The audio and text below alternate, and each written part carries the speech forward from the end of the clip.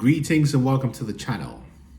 My name is Dr. Gyesie, shamanic leadership guide and transformational coach here at Inner Manage, where we help folks understand the trauma basis of limiting self-beliefs and how to take inspired action towards living resonant lives right here, right now. Today, we're going to talk about why the empath's softness is your superpower, not a weakness. And what we're going to do today is dismantle one of the most dangerous collective delusions that softness is a liability, especially if you're an empath.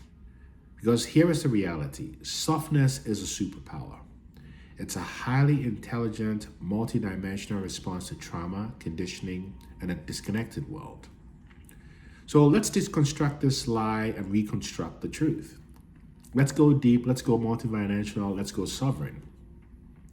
So what is this hardness, this myth of hardness? It's a colonial patriarchal frame.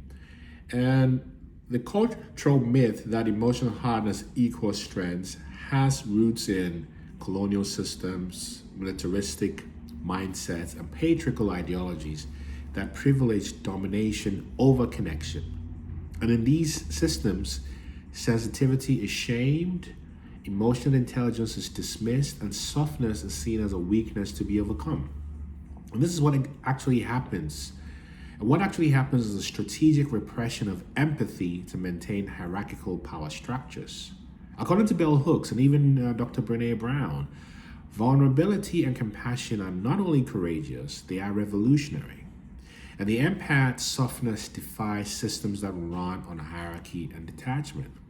It brings in relational truth and energetic accountability. This is why empaths are often scapegoated, not because the empath is weak, but because their existence threatens the emotional literacy of dysfunctional systems. Do you see? This is the game. So let's talk more about the neuroscience of empathic rewiring or wiring.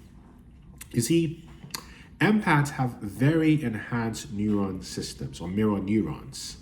And in fact, researcher Dr. Vilenia Ramachandra identified this in their patients with mirror touch synesthesia.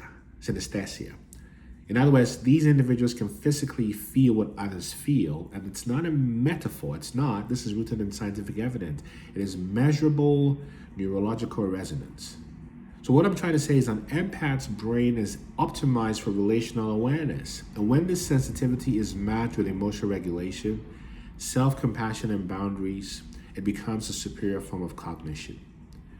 And of course, the vagus nerve, which I'm touching, is a key regulator of parasympathetic calm. And that vagus nerve becomes more coherent when empaths choose gentleness, breath, and inner kindness. This activates resilience, clarity, and discernment. And empaths don't just feel more, they can transmit energy through physiological coherence. And softness here is not weakness, it is a refined nervous system weaponized by love. So now let's go into the journey from trauma to alchemy. Most empaths were trained into being emotionally hypervigilant through trauma. And that trauma becomes an initiatory fire. And this is the work of Dr. Van der Kolk and Dr. Levine. They've shown that trauma lives in the body, not just the mind. And healing happens when the body starts to feel safe again. Softness allows the body to feel safe, and safety is the prerequisite for transformation. So when an empath chooses self-compassion over self-criticism, they rewire their identity. They shift from shame-based survival to soul-based sovereignty. This is real alchemy. And pain doesn't just get released, it gets restructured into wisdom, boundaries, and precision, you see. Now, when we look at this from a broader based perspective, maybe even going a little esoteric, looking at pain as a divine force for good, let's go beyond psychology into the world of the spirit or unseen. Here I'll start with the Buddhist perspective. In Buddhism, there's this theory called metta, M-E-T-T, which means love and kindness. And it's considered one of the most protective energies on the earth because the Buddha taught that a mind established in metta is immovable in the face of hatred. In other words, you become incapable of hating other people because you don't hate yourself. The only reason why you would hate another person is because narcissistic abuse turned you into a self-hating machine. Similarly, in Kemetic spirituality, there's this notion of ma'at, which represents truth, harmony, and justice. And ma'at she is a she, by a feather, the lightest thing. But her feather determined whether the soul would transcend or perish in the afterlife. Therefore, softness is the final judgment. And then similarly in Sufism and Islam, Rahma, divine mercy, Rahma, is the most frequently invoked name of Allah. Mercy, not power, not wrath, not retribution, but softness is the key here. So you realize that softness is divine intelligence because it operates outside of ego and karma and is the nature of the soul before conditioning. It is the weapon the empath wields not to destroy, but to transmute.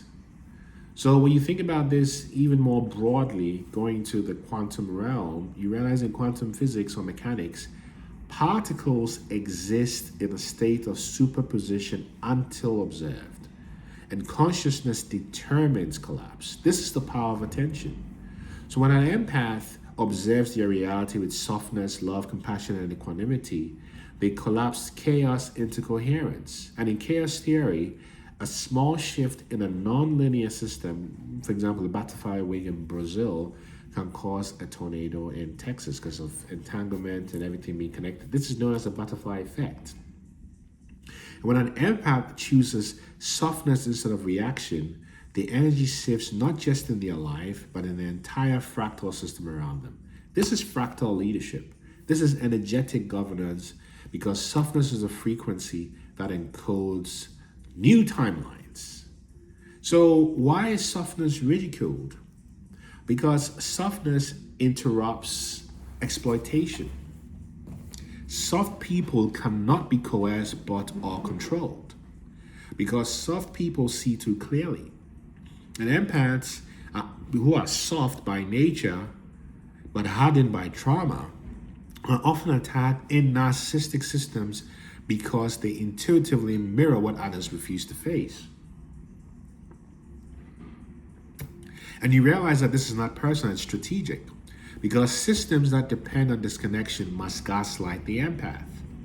They must collude or confuse softness for foolishness and vulnerability for weakness. But the healed empath knows that discernment is the sword, softness is the shield, and silence is the fortress. I'll say that again. The healed empath knows that discernment is the sword, softness is the shield, and silence is the fortress. So you realize that the empath who chooses softness walks the path of the Bodhisattva. They have seen darkness, they have danced with betrayal, they have walked through fire and returned not with bitterness but with blessing. What emerges is not naivete. It may look like it, but it's rather clarity, sovereignty, and peace. See, the healed empath becomes unreachable by chaos because they no longer resonate with drama. They don't need revenge. They don't seek approval. They rest in divine timing. They trust the field and they listen to silence and from a place that they lead. So you realize that if you've ever been told that you're too much, too soft, too emotional, I want you to remember you are a map to the future.